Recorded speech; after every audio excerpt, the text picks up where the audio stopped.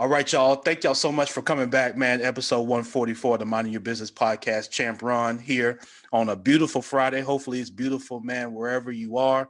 Continue to be safe and secure with yourself and with your family.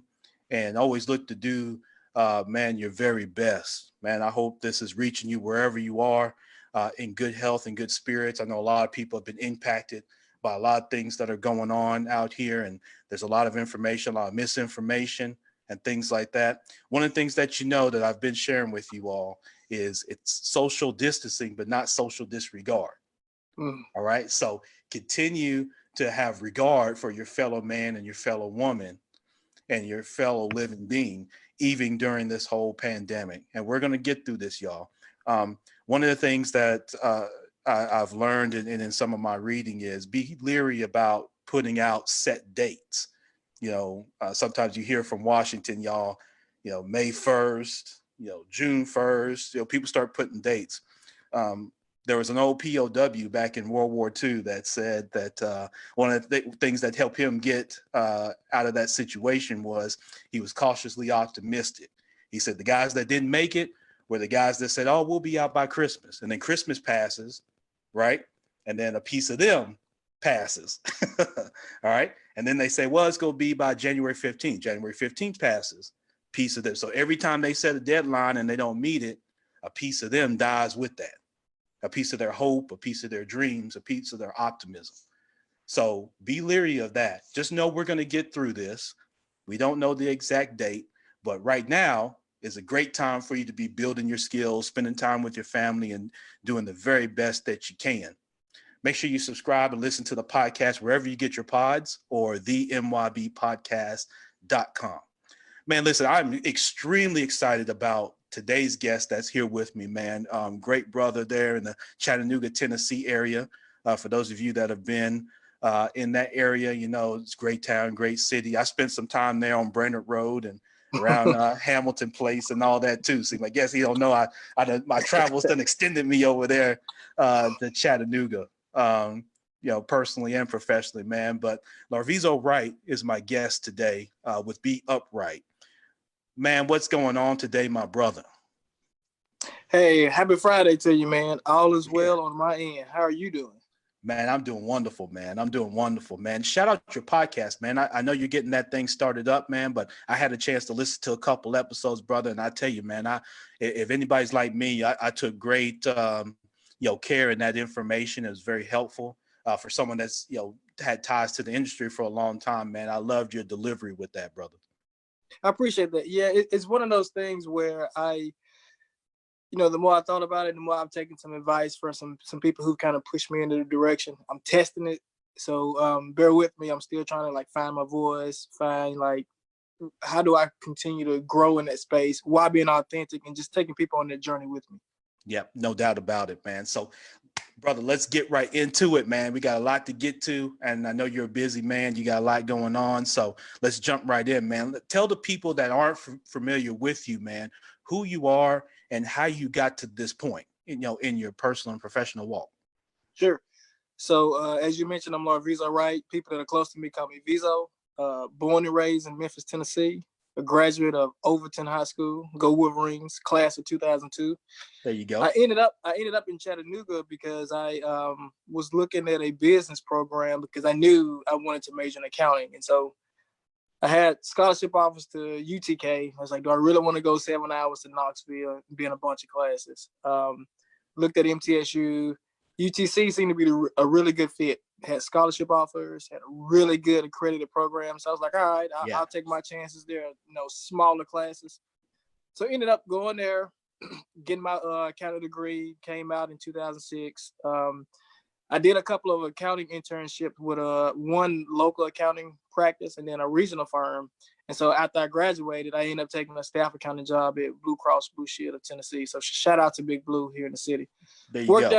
Worked there for 11 years in several roles, got promoted. And then around 2017-ish, I started to get that itch of, I wonder what it'd be like to work for, one of those Fortune 500, public traded companies, right? Right, and so, right. 2018, took a job to be director of corporate audit at Unum. So still in the insurance business, but more on the life and disability side as opposed to the healthcare side, health insurance.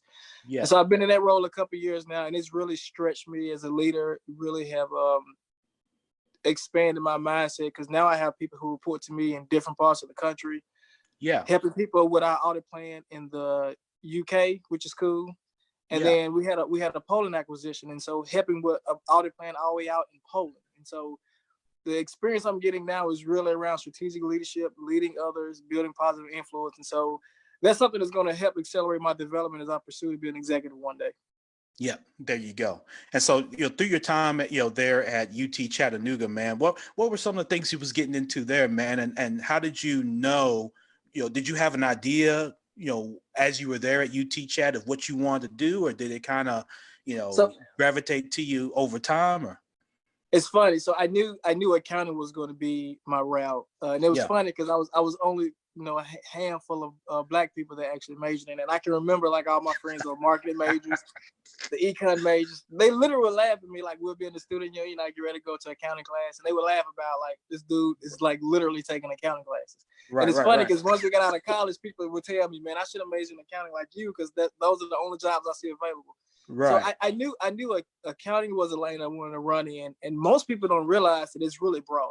There's managerial accounting, there's cost accounting, there's the tax side, there's the audit side, right? But then you get into forensic accounting, which is really cool. I know people that work for firms, and all they do is forensic accounting, and so like their clientele is rich, wealthy married couples that go through divorce that hide assets from each other, and all they do is uncover the assets.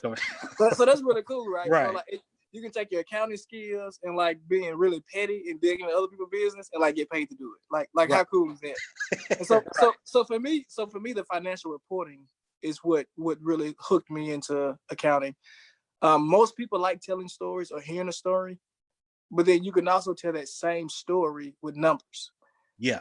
It's just like speaking another language. And so all the economic activity that happens within a not-for-profit, within a church, within a city, within federal government, the numbers tell the same story, right? It's just instead of it being in the narrative format, it's in an accounting equation. So that always resonated with me. So I thought, I want to do that. I want to figure out one, how business truly works, how the economy really operates, and then just use that information to just have a career. And it's funny because I've always teased people who maybe they have a medical background or they major in art history. In my mind, it doesn't matter what your chosen profession is, what career you have, what your educational background is. All of us got to deal with numbers. All of us at some point going to deal with a mortgage or a small business loan. And so being able to understand those terms, understand those partnership agreements, pays dividends over the rest of your life. Yep, it sure does, man. And it's funny because your background was kind of similar to mine in that I got into economics. And so we would always, get into it, but we go back and forth and scouting people. It's like, oh man, you just dealing with debits and credits. Yep. We're dealing with the behavior behind the debits and credits. That's right. But what's interesting is what you just broke down is what I learned over time was those different areas and arenas of accounting. Just like economics, it's got different focuses, different areas of attention, and different lanes that you can get into from your career standpoint, man. So that was always amazing because, we had such a limited scope while we were in college. We're like, oh man, that's just accounting. All we saw was accounting. You know what I mean? So it's funny that you say that about the limited scope. So obviously I had an auditing class. So I did filing class, but they narrowed it down to, we're training you to take the CPA exam. And so they didn't focus on anything else but how to do public accounting, right? Public auditing, as if there isn't any other type of auditing, because there is. And so for me, I actually avoided the auditing lane like the first, 89 years of my career. And it's funny, like when I pivoted towards auditing, that was the thing that actually made my career take off. And it's funny how things kind of play out over your career to kind of prepare you for a defining moment. I got really good at being able to see things from multiple vantage points and being able to just hold myself accountable, hold other people accountable. So even when I wasn't in auditing, maybe I was being audited, I was being trained and developed for such a time as this. And so now when I sit on the other side of it, I've been audited. So I know exactly what they're thinking and what they're feeling. And so a lot of times people will come out of an audit engagement with me and my team and they'll go, I felt audited with. not audited of. And I was like, I know, that's my intent. Right. Like the title is internal audit or internal auditor, but I'm really an internal ally. We're still on the same team. Mm-hmm. Yeah, which is interesting because from my background, Vizo as a banker, that was always we hated when the auditors came in, right? Right. So when auditors came in, matter of fact, one of the things we used to do was we stick them in a room and turn the AC up. Stuff, and that's games a lot of companies will play. They'll turn the heat up or something like that during the summertime, or turn the air up in that particular room. And they were always kind of talking, man, I can't wait till those guys get out and that sort of thing. One of the things that I learned to appreciate, though, from a retail banking standpoint, was if our internal auditors, if we brought them in as partners and didn't see them as adversaries, there you go. They were very not only helpful. We had to realize that everybody wasn't there to nail us, right? That's right. Everybody's not out to get us. They actually help to prevent us from getting got. That's why we pay them to bring them in. There you go. They're resources. And so I would advise any business owner that if you have some kind of external audit or internal audit, utilize them as partners. They're a business partner, no different than a CPA, a banker, or anybody else that's on your team, your marketing person. Have the perspective of them as a resource, and that they're there to help you and not there to hinder you. Because again, from a retail standpoint, we're kind of, we're the salespeople, right? We're the cowboys and cowgirls. We want to go out, we want to shoot first, ask questions last. And, you need people to come back and say, okay, well, why did you do this? Why did you do it this way? How does it match up to your policy and your procedure and that sort of thing? And we're kind of like, oh man, here we go again. Here we go again. They're looking to find something wrong. It's funny. So we've worked really hard within my organization to help our auditors build the brand with our business partners that we're here to be a trusted business advisor, which is what you was teeing up earlier. Yeah. So when you take that approach and you go in and say, hey, we know we don't know your processes and your operations the way you do it because you deal with it every day. Yeah. Our role here is to just say, these are the things that you say you do, and we want to verify that they're happening. If they are, we get to tell a really good story to management and the audit committee of the board of directors. Right. That things have been, the risk are mitigated to an acceptable level. If there are gaps, that's okay. We're all on the same team as internal. We can clean that up and have it addressed before somebody on the outside looks at it. And that's when it gets sticky, right? Because if you have a state regulator that finds it, then they want to hit you with punitive damages. We find something, let's just figure out a path forward. Right. Exactly. And that's what we had to really get our minds around. And then that's the type of culture with good organizations that I was with, Vizo, they developed that type of view. Organizations that struggled, everything was an adversary, right? And so, man, let's jump into this along these same lines because it's an interesting conversation, Vizo. When you look at business owners today and you look at how they're operating. Of course, this pandemic hit everybody in the gut, right? Very few of any of us saw this coming, certainly not to this magnitude. What are, a couple mistakes that you really see business owners making as it relates to their finances? Okay. So before we get into that, I do want to give you and me a little bit of credit. I do remember about 18 months back, we started saying, hey, it's getting about that time for the next cycle of the economy, right? We're 10, 11 years removed from the cycle. Yeah. And so one of the things that comes to mind for me is business owners have to be more deliberate about understanding the entire economic cycle, especially within the US. Yeah. I wonder, do they realize that every 10 to 12 years, we're going to have that correction, right? We're going to have that drop off, and then you start building again. Monetary policy kicks in, fiscal policy kicks in. So I'm saying all that to say, when you're making money and times are good, that's when you should be watching expenses.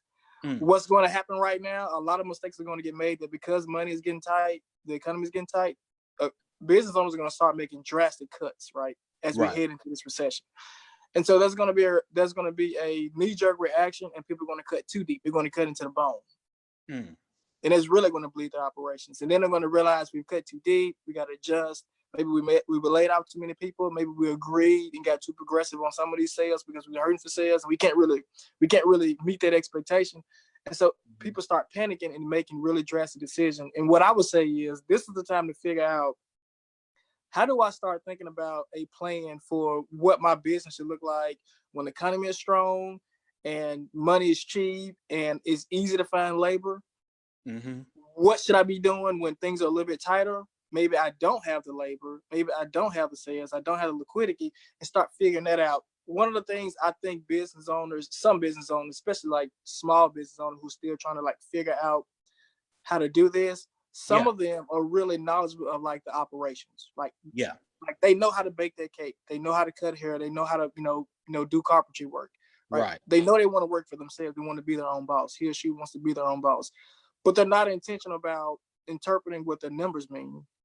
And they don't always stay abreast of regulatory requirements. And so you got successful people, right? Right. The product was great. The service is awesome, but maybe they lost their liquor license for the bar because they didn't get it renewed on time. Right. Right. And then it becomes a credibility issue and a reputational issue. It's all the little things, right? It's like we're in a room, we all see the big elephant, right, but we miss all the little ants that are walking by. That actually might be a problem. Exactly. And what's interesting with that, Vizo, man, is one of the things that always blew my mind when business owners would come to me to borrow money, right? So, first we had to have the conversation. And what I'm looking for is, can I support your understanding of your own cash flow? What would blow my mind, because, and banks are culpable in this. They got to this point where they would just lend money based on credit score only. Like if you had the 640, you were golden. If you didn't, you couldn't get nothing. And that black and white either or type approach to banking, that cookie cutter approach, seeped into the mindset of a lot of people that were being groomed in business earlier this, it started 21st century. And so they would come to the bank saying, hey, Ron, I got the 640. Can I get 50,000? You know what I mean? It's like, well, okay, let's take a step back. What do you need the 50,000 for? I just need the 50,000. You know what I mean? Because they want to go speculate on real estate, or they want to, then everything outside the business, right? Or they want to go buy some widgets. They have no market for it. So I'm asking them questions about, walk me through the cash cycle of your business. And not getting even so technical on the terms, Vizo, but just, walk me through the numbers. How much do you generate? How much does it cost you per widget sold? What are your costs for that widget?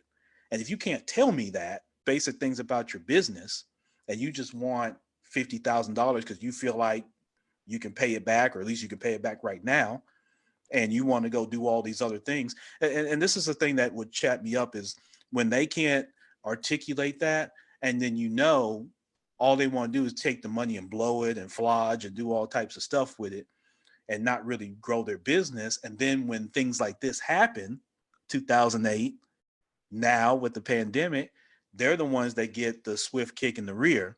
Yeah. You know what I mean? By not, and a business owner that cannot articulate their numbers, that's always blown me away. It's tough. I come from a long line of entrepreneurs. My dad's, he's been in business for himself since 1987. Got a lot of uncles that have been in business for themselves. His dad worked for himself. And so I grew up seeing business ownership. And there's two things that, kind of shaped me from my childhood in terms of either being an entrepreneur or being a 9-to-5 employee. Be really consistent and reliable, because sometimes, not all the times, everybody's getting a check but that business owner. Employees don't realize it sometimes, but you got a paycheck. Sometimes the owner has to eat it. And then the other one is you gotta have foresight. Like if you're an owner, you got to be able to cast vision and get your people to like buy into that. And so when you're talking about people not being able to articulate the numbers, is really unfortunate, because the way it translated is, well, I'm not a numbers person. You know what I'm saying? I just want to design. I just want to do graphic design, or I just want to, do architecture. I don't want to get into the numbers. And I'm like, you have to know your numbers, right? You have to know your numbers. And so what happens is you get in a situation where people don't want to do all this what if analysis. And so they say, well, I'll let somebody else deal with that. And that's fine. I mean, that's, they'll find a CPA like me to help them with that, but you got to be really careful with that to find like truly objective people who have your back. We see it all the time with professional athletes. They make a lot of money. They've entrusted people, and they go, well, it was their job to make sure that I remain liquid and solvent. And I go, I hear you, but they knew you weren't paying attention, and therefore you got taken advantage of. Right. And some of these small business loans, people are taking out loans and don't realize if their balance goes below a certain percentage or a certain level, they're going to call the whole loan due. And so people are taking risk doing business. I'm not saying they shouldn't risk capital, but then they get to a situation where the bank is like, hey, this is more risk than we calculated. Go ahead and give me that 50,000 back, and they don't have it.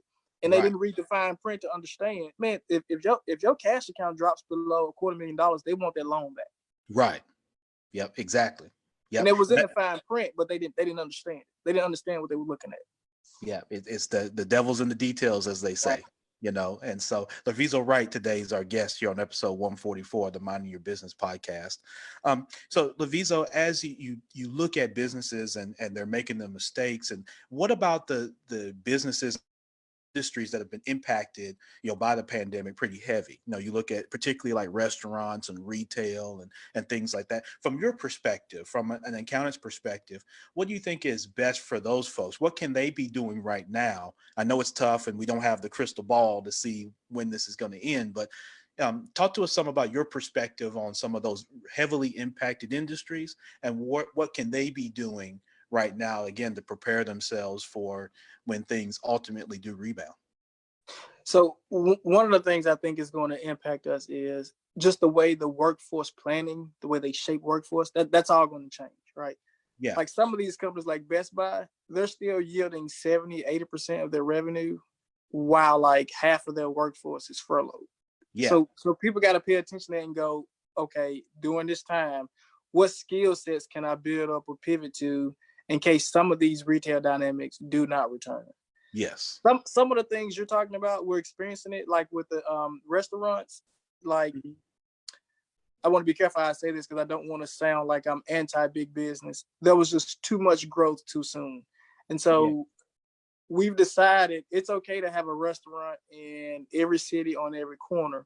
But then as soon as the cash flow dynamic changes because of something that's beyond our control, like COVID-19, now big box restaurants can't pay their rent.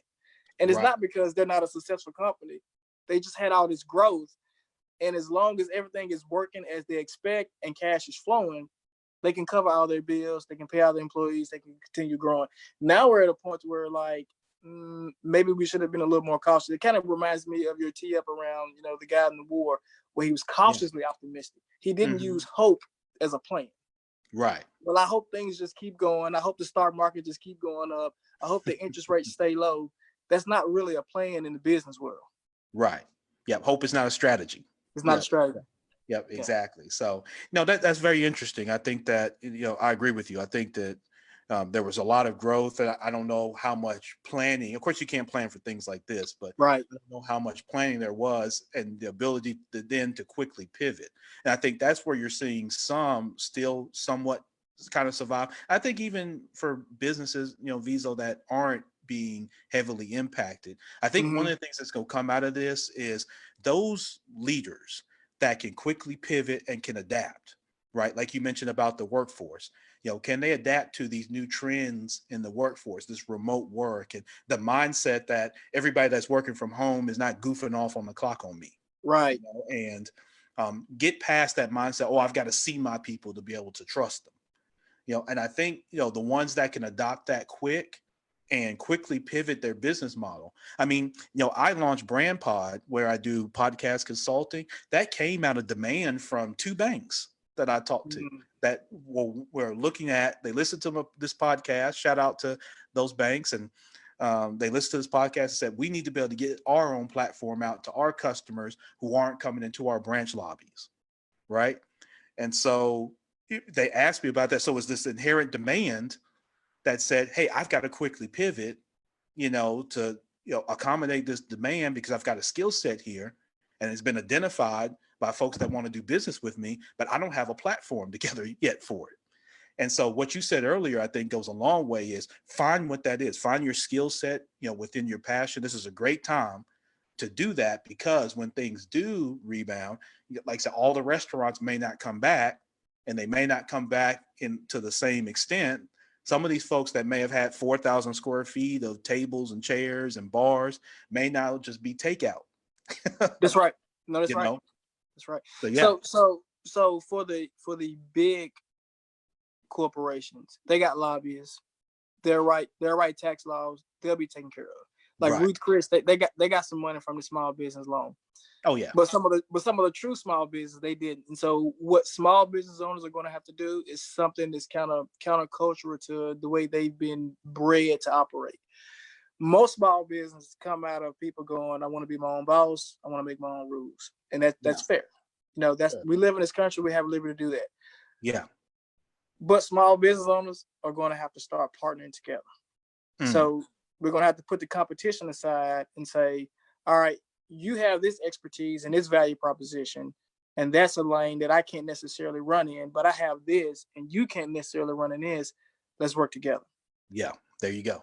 Like business owners are going to have to sit down and figure out how do we leverage one another and do it the right way. Right. Yeah, exactly. That's what it's going to take. Yeah, it's leverage to be, a mutual beneficial place. That's right. Right. And there's certain cultures that do that very well. They've established that very well. And then other cultures that lag a bit in that and going to have to hopefully pick that up if they're going to survive. So exactly. We got to go from tribal business models, meaning Team Brooks versus Team Wright, to its more communal, where it's go, okay, if you're making t-shirts run, we only get t-shirts from you. Nobody else props up a t-shirt shop. If I make the cakes, we only get the cakes from me. Right. I'm the cake person in the 15-mile radius. This person is the dry cleaner. This person, if anybody's going to clean homes, it's going to be this company over here. And we all work together. Yeah. If we don't do that, a lot of companies will not survive. Yeah, exactly. I say that for companies. I also say the same thing for politics. We have to do that for our own political candidates.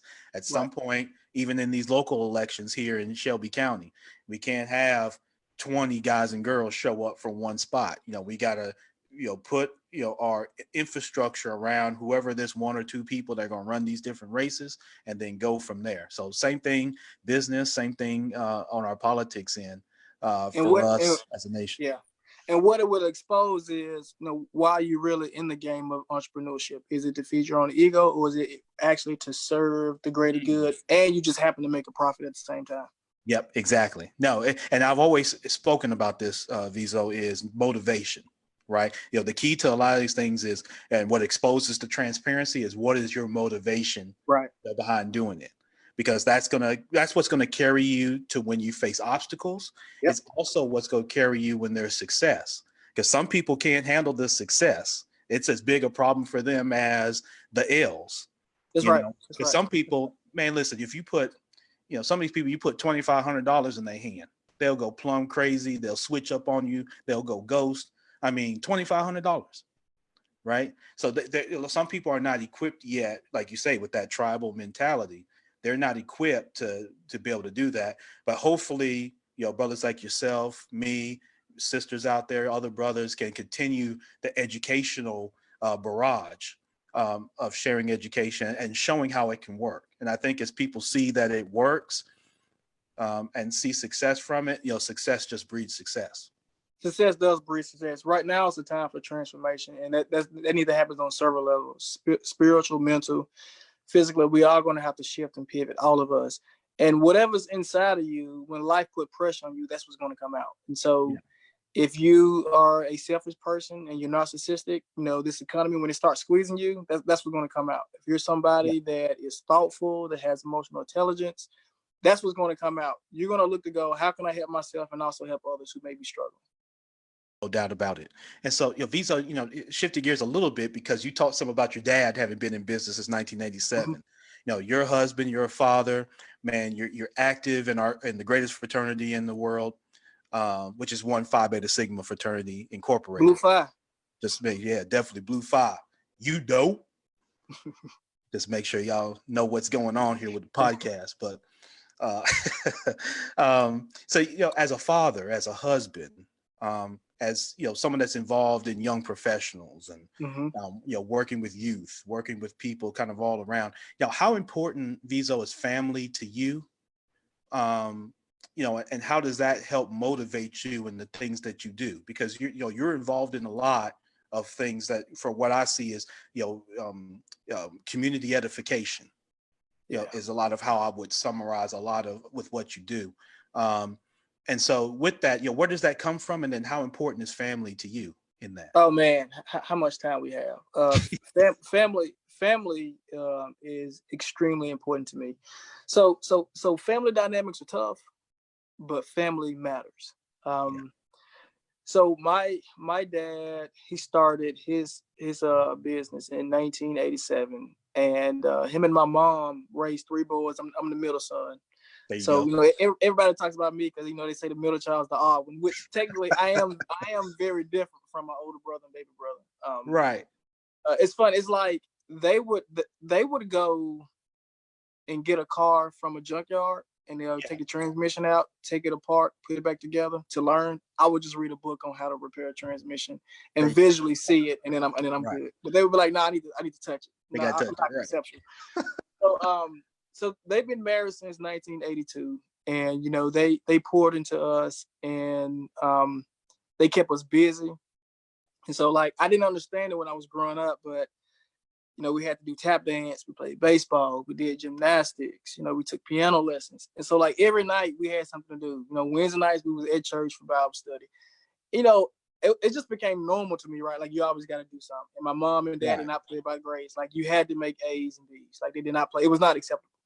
And so I didn't realize at the time that what they was putting in us is a drive to eventually become a positive contributing member to society.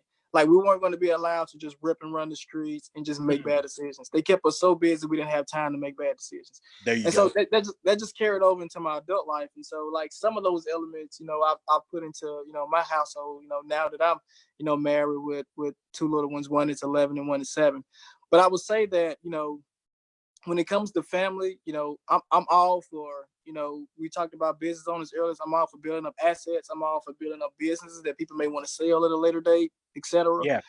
But if you don't have loved ones to share it with, then that can be a lonely situation. That can be a lonely situation. So, I'm just like you. I got the spouse, I got the kids, and the dog, right? Yeah. Got to have a dog in the mix. And so that's really my motivation for success. So, I'm like, how can I make my wife comfortable? How can I make sure my kids are well positioned to where as they grow up and they get ready to face adulthood, they have a bright future and they can be positive members to society? Yeah, there you go, man. So family keeps me grounded. They keep me grounded. They keep me focused on the big picture. And they help me to be objective because I'm out here trying to do things to take care of my family. So also, how can I help others as they're seeking to take care of their families? Yeah, no doubt about it, man. We mirror a whole lot, man. Like I say, I've got the 3 girls. I'm 10. My 8-year-old's almost 9. She'll be 9 next month, and then my 7-year-old will be 8 come November. So all mine were kind of just right there, and my wife being in the medical field and pharmacy, and so we have to work together, man, and balance. And you're right, it is tough. It's not the easiest thing, man. Right. But one thing that we always go back to, my wife and I've always talked about is when your relationship is built from respect. That respect that you have as friends, when that's the basis of what you do. Even, I've always used this analogy, man. Even if your doors get blown off, a tornado comes through and blows down your 4 walls, you can always rebuild from that foundation of, notice I didn't talk a lot about love. I talked a lot about that respect, because love is bred from respect, right? Once you have a deep rooted respect for another individual, all those other things, those branches come from that tree of love and admiration and all those type of things. And, like you, man, those are the things that motivate me is, I've coined this term, and I wrote a book about this, legacy living. And it's the first book that I wrote that's out there, and really thinking about, what I'm doing today is going to set up for tomorrow, like you said. And so, what do I want that to be? I always look at the end, just like in business, you start a business with the end in mind. Looking at the end of life, what do I want when I'm stretched out across there, and folk are, hopefully they're grieving, but when folk are sitting there and my daughters have to get up and speak, right? Can they tell the truth, right? Or do they have to lie? Right. You know what I mean? Or do they not say nothing? And what I hope, I live a life that they feel confident standing up before people and saying, there lays a man. Yeah. And if they can speak from that standpoint, my wife can speak from that standpoint, whoever's surviving me can speak from that standpoint. That's what I'm looking at. So I'm looking at, you break that down day to day, right? I ain't in no rush to get up out of here, but I break that down day to day, and that motivates the things that I'm doing, man. So I love to hear that from you, brother. Yeah, it's interesting. So I want to address a couple things you talked about. You mentioned, respect and how that leads to love. You didn't necessarily just tee up a love. This may be a controversial comment, but I don't intend for it to be that way. If you live off love alone, you're starved to death. So it takes more than just love to make a marriage work. Love is the key ingredient, but you got to have somebody that's consistent that you can rely on, that you know that's in the trenches with you. Like whether you're in a 10,000 square foot house or you may have to live in a tent for a period of time, is that spouse going to be there right there with you, right? And so those are some of the dynamics that like get missed when people are in a rush to get down the aisle. They want to get married because they want to be able to say, my husband or my wife, right? As opposed to like the real like servitude that comes along with being married. Like people want the benefit of a family or being married, but they don't want to deal with the burden of it. Yeah, right? Does that make sense? It does. And then you talked about like that long-term view. For a person that doesn't have that mentality where they need to develop it, like grow that muscle, they can have some problems in their marriage because they're thinking about today. I just want to survive today and I deal with tomorrow when it gets there. Mm-hmm. And that's not really the best way to operate when you're talking about like family matters and setting your family up for success. One of the things I love about this country is, to your point, the legacy living you can do, the legacy building. Like one of the things this country is known for is like last name of certain families. Like you hear certain names and you know what that means. Vanderbilt, Rockefeller, right? Clintons, right? Regardless of whatever your political affiliation is, Trump's. Like these certain names mean things because it's been generation after generation of growth and intentional design to make sure that that name goes on and the people who are coming from that lineage are well positioned. Right, wrong, and different, they're well positioned. Yeah, no doubt about it. Larvizo Wright today with BeUpwright is our guest here, episode 144 of the Minding Your Business podcast. And to kind of wrap up, Vizo, talk to me about you. I mean, you've laid all kinds of great content, great nuggets today, brother. What if you were just to sum up, what are just one or two best practices that you'd like to share? I mean, people are going through a whole lot out here. There's a lot of uncertainty, right? They don't know what tomorrow is going to hold, man. If there was one or two just best practices that you've adopted over time that have worked for you that you think will work for others, sure, share those with us, man. One that comes to mind off the top of my head would be focus less on hard work and more on what problems are you solving and what value are you bringing to the situation. Yeah. And so let me unpack it a little bit, because I know they could come off offensive. Everybody works hard, so that's actually a given, right? Like they wouldn't separate you from the pack or necessarily like lead to higher levels of success. Hard work is simply the price of admission, right? Everybody's working hard, right? And so my thought process is, the more you're there to help solve problems, that is what creates value, and that's what tends to put people in positions of higher level to have influence, whatever they may look, from a variety of socioeconomic perspectives. I mentioned value. Value means different things to various people, and it's up to you to figure out the people you're working with, you're partnering with, what is their value, what is their perception of value? Because some people reward you for making their job or their life easier, right? Mm-hmm. Right. Some folks, they value people who push the envelope and who are very transformative. And so they want somebody that's out of the box. Some people value loyalty over everything. So it's up to us to figure out what environment are we in, what is the code, and how to leverage that. Or if you're responsible for setting that environment, then you got to lead by example. There you go. Yep, there you go. And then the last thing I'll mention in terms of success as we wrap up is, I think a successful person has to have like three things. It's good judgment, you got to be emotionally intelligent, and you have to be able to work well with others. I believe it was President Truman who said, it's amazing what we can accomplish if we don't care who gets credit. Yeah. I'll just leave it there. Yeah. Hey, man, that's the mic drop right there.